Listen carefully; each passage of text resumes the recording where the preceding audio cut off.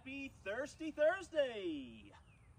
At least that's what I used to say when I was much younger and I was still out there at the bars drinking. I'm here to tell you a few things that people don't tell you about once you quit drinking. So that's what this video is about. So stay tuned if you want to hear about it. So things nobody warned you about when you quit drinking. Everyone talks about the benefits. Nobody talks about the ugly middle. The part that makes you wonder if you made the right call. Here's what's actually happening and why it's a sign you're healing. This is a big one. This was a big one for me, and it's a very hard decision. Lots of multiple decisions when it comes to friends and friendships. What I mean by that, your friendships will rearrange, and they will. People will come, people will go. You'll meet new people. People that you thought had your back won't have your back. People that you never thought had your back will have your back. It's a crazy mixed up world. Some people only liked the version of you that made them feel better about their own drinking. Think about that. Research on social identity theory shows we bond around shared behaviors. When you remove the behavior, the bond is tested. The friendships that survive this shift, though, those tend to be the deepest ones that you'll ever have. The rest were never about you, and there was nothing you could do to save those. This is a big one. You will be bored. Deeply, painfully bored. You won't know what to do with yourself. But there's good news. That's not a sign you made the wrong choice. It's your brain recalibrating after years and years of drinking. Alcohol floods your reward system with 2 to 3 times the normal amount of dopamine. When you stop, your receptors are temporarily down-regulated. Everyday pleasures feel muted. Movies aren't funny. Your hobbies suck. Your friends aren't funny. You have no sense of humor. This is called anhedonia, and it's neurological. It's not personal. Your brain is healing. It takes usually 6 to 12 weeks, depending on how long you drink and the amount that you would take in every day. But the capacity for natural joy does come back. Your brain can rewire. It's called neuroplasticity. It's very interesting. Thank you for watching this. Thank you for listening.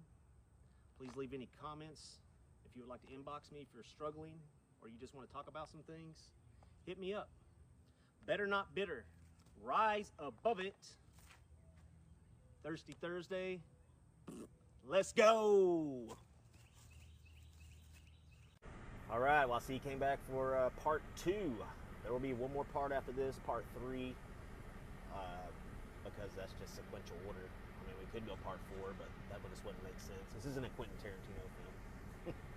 Anyways, thanks for coming back. Thanks for listening to part 1. So here goes part 2. You will grieve. Yes, you will grieve. Not the alcohol, the person that you thought that you were. And this is a hard one because you are not who you think you are. I met myself for the first time this year. The fun one, the relaxed one, the one who could loosen up. Psychologists call this identity grief.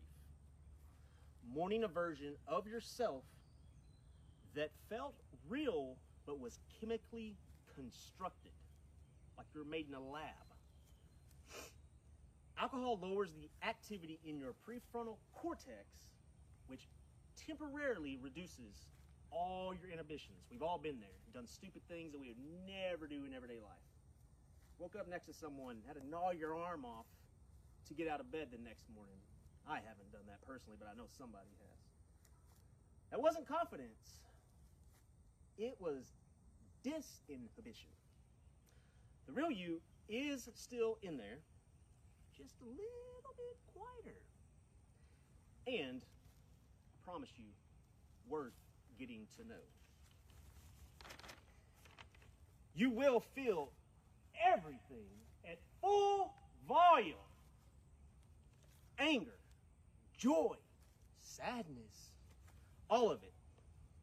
Alcohol suppresses activity in the amygdala oblongata, if you've seen Waterboy, and blunts, not this kind of blunt, but it blunts emotional processing across the board. It doesn't selectively numb the bad parts. It mutes the entire range. When it's gone, your nervous system has to relearn emotional regulation without a chemical buffer.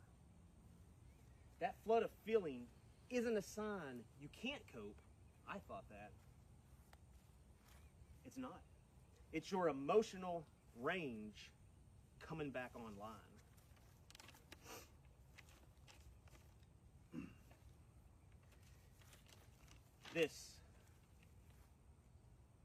This is why so many people give up before the miracle happens and before sobriety takes hold, why people relapse, myself included.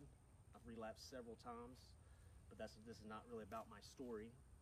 But it gets harder before it gets easier. Because what I mean by that is it's definitely worth the wait. Thank you for watching this. Thank you for listening. Please leave any comments. If you would like to inbox me if you're struggling or you just want to talk about some things, hit me up. Better not bitter. Rise above it. Thirsty Thursday. Let's go.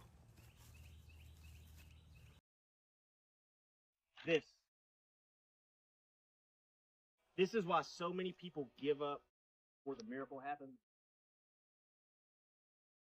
Relapse, myself included, relapsed several times.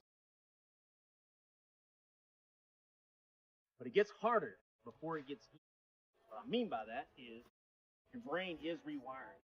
Neuroplasticity shows that prefrontal cortex, the hippocampus, and reward pathways begin to recover within weeks. Looks like I'm drinking there. Of stopping. But the process is not linear. It's a roller coaster. And the hardest stretch is usually, for most people, the first 90 days. The first month, the third month. That's typically the hardest.